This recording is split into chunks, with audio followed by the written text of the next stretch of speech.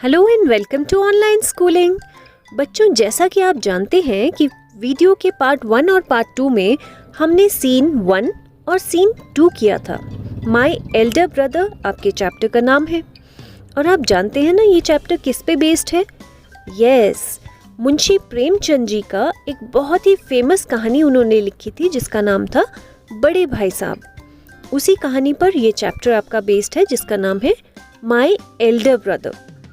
हमने इसमें पढ़ा था कि सीन 1 में मुन्ना जो कि छोटा भाई है और भैया जो उसके बड़े भैया हैं वो हमेशा पढ़ने की बात करते रहते हैं। मुन्ना को कहते हैं तुम हमेशा हर समय पढ़ो, खेलना ज़रूरी नहीं है। लेकिन हुआ क्या, जब एग्ज़ाम्स का रिज़ल्ट आया तो भैया फेल हो गए और मुन्ना पास हो गया, है ना। तो चलिए आज हम देखते हैं सीन 3 में क्या हुआ। The results were out once again and it so happened that Munna passed and भैया failed again. Results आए, मुन्ना फिर से पास हो गया और भैया फिर से फेल हो गए। भैया was really upset. भैया बड़े परेशान हुए। Munna was also sad seeing his brother so unhappy. Munna को भी बड़ा दुख हुआ अपने भाई को इस तरह उदास देखते हुए। भैया now becomes gentler with Munna. भैया अब मुन्ना के साथ थोड़ा स्ट्रिक्ट कम हो गए, थोड़ा आराम से प्यार से बात करने लगे।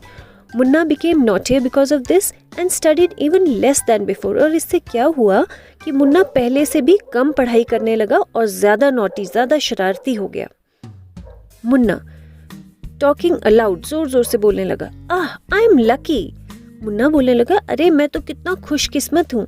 आई कैन पास ईजिली, मैं तो ईजिली पास हो जाता हूँ। I need not to study so hard, मुझे तो बहुत हार्ड पढ़ने की ज़रूरत नहीं पड़ती। Now I can play games with my friends and fly kites. अब मैं अपने फ्रेंड्स के साथ गेम खेल सकता हूँ और kites fly कर सकता हूँ। But I should be still careful that भैया does not see me flying kites. लेकिन मुझे ध्यान रखना पड़ेगा कि कहीं भैया मुझे kite fly करते हुए ना देख ले। One day a kite is flying slowly downwards. Munna starts running in order to grab it.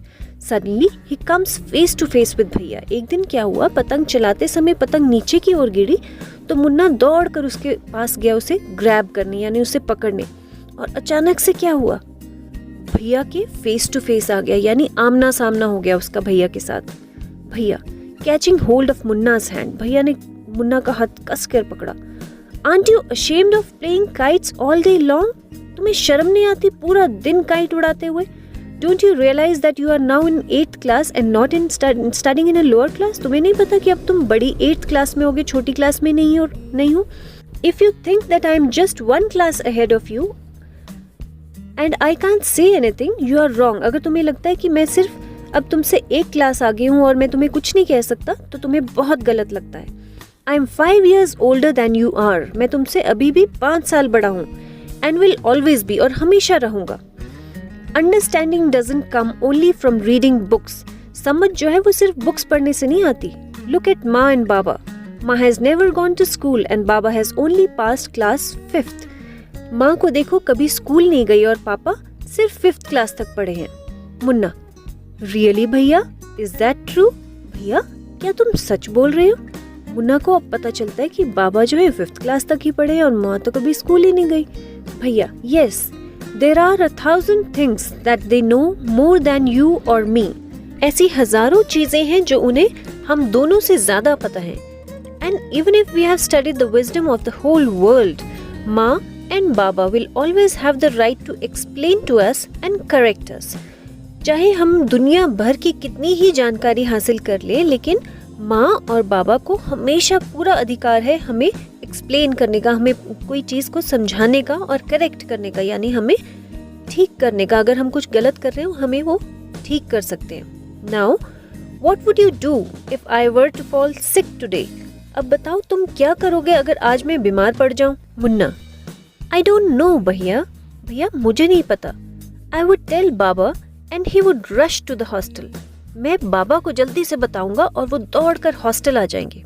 भैया I had expected this answer, कि वाह वाह वाह, मुझे तो पता था कि तुम यही जवाब दोगे। एक्सपेक्टेड का मतलब होता है ऐसी ही उम्मीद होना, है ना, कि मुझे ऐसी उम्मीद थी तुम यही जवाब दोगे। Now baba would not get upset, बाबा अपसेट नहीं होंगे, परेशान नहीं होंगे।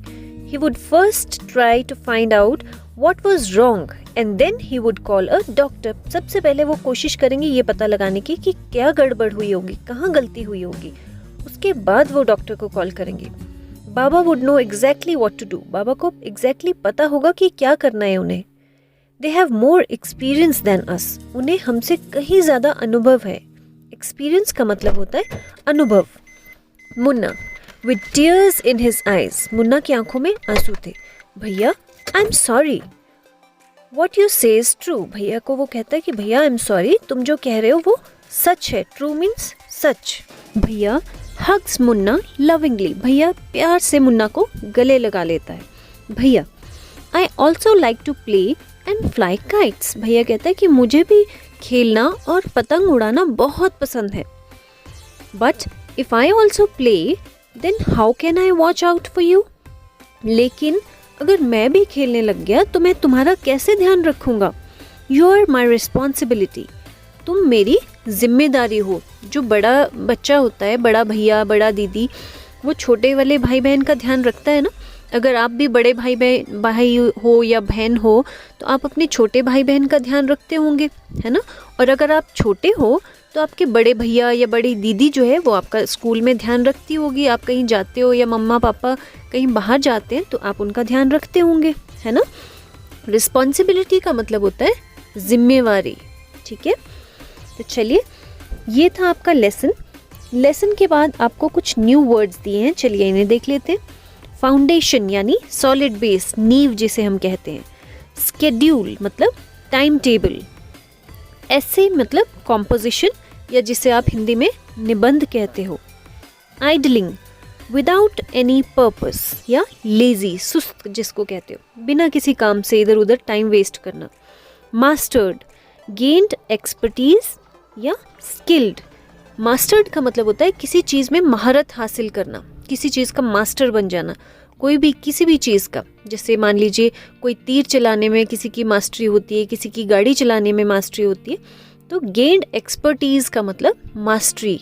इन वर्ड मीनिंग्स को अपनी नोटबुक में आपने सुंदर सुंदर अच्छी हैंडराइटिंग में लिखना है। और हाँ, एक बात हमेशा याद रखना, जो भी वर्ड आप इंग्लिश में लिख रहे हो आपको हिंदी में भी उसका मीनिंग ज़रूर पता होना चाहिए। Okay, so that you can make sentences with that words. Now let us see question number 4. How do you think Munna felt when his brother was so strict with him? Why was भैया so strict with him? आपको क्या लगता है मुन्ना को कैसा लगा होगा जब उसके भैया उसके साथ स्ट्रिक्ट हो गए, और क्यों हुए थे वो strict? Let's see the answer. Munna wanted to run back to his home when भैया became strict with him. जब भैया उसके साथ स्ट्रिक्ट हुए तो मुन्ना को लगा कि मैं वापस घर भाग जाऊं। और आप जानते हैं ऐसा क्यों लगा उसे? यस, क्योंकि जब भी कोई हमारे साथ स्ट्रिक्ट हो जाता है पढ़ने के लिए स्पेशली, तब हमको लगता है कि ये आदमी तो सबसे गंदा है ना। जब कभी मम्मी या पापा पढ़ने के लिए बोलते हैं कि नहीं पढ़ना ही पड़ेगा, तो हमको लगता है कितने गंदे हैं, कितने खराब हैं ये, है ना। So let's see the second part. भैया became so strict with him because he wasted his time idling away and not studying. और भैया इसलिए स्ट्रिक्ट हुए थे क्योंकि वो अपना टाइम वेस्ट कर रहा था इधर से उधर फ्रेंड्स के साथ घूमकर, और पढ़ने में कम ध्यान दे रहा था। तो अगर भैया उसके साथ स्ट्रिक्ट ना होते तो वो पढ़ता ही ना, और अगर हम नहीं पढ़ेंगे तो नुकसान किसका होगा? हमारा, है ना।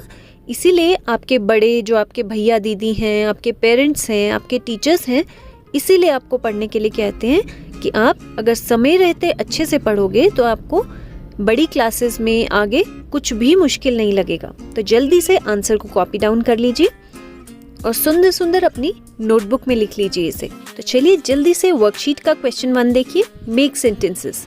फर्स्ट इज विजडम यानी बुद्धिमता। सेकंड एक्सपेक्टेड यानी ऐसी ही आशा थी मुझे, आशा होना। हग्स गले लगाना। फोर्थ रिस्पॉन्सिबिलिटी यानी जिम्मेवारी। चारों शब्दों के आपको अर्थ मालूम चल गए हैं, पता चल गए, और इन्हीं अर्थों को ध्यान में रखते हुए आपने सेंटेंसेस बनाने हैं, वाक्य बनाने हैं। Wisdom, expected, hugs, responsibility. Question 2 देखिए। वाई वॉज भैया सो स्ट्रिक्ट विद हिम? भैया उसके साथ इतने स्ट्रिक्ट क्यों थे? क्वेश्चन 3 देखिए। Whose character do you like more? Munna और भैया, आपको किसका कैरेक्टर ज्यादा पसंद था, मुन्ना का या भैया का? तो चलिए जल्दी से अपनी वर्कशीट करनी शुरू कीजिए और आगे की वीडियो देखने के लिए कल जल्दी ही मिलते हैं। Till then take care, bye bye.